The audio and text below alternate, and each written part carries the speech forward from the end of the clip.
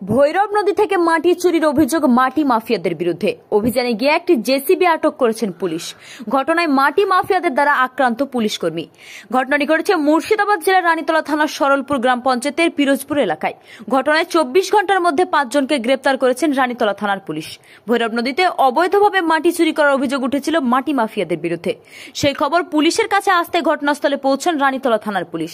সেখানে গিয়ে একটি জেসিবি আটক করেন এবং তারপরেই মাটি মাফিয়ারা পুলিশের ওপর চড়াও হয়।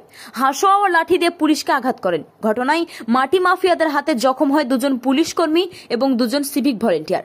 তারপর 24 ঘন্টার মধ্যে রানীতলা থানার পুলিশ অভিযান চালিয়ে 5 জনকে গ্রেপ্তার করেন এবং তাদের রানীতলা থানা থেকে জেলা জজ আদালতে পাঠান। Bureau report, AB news Bangla.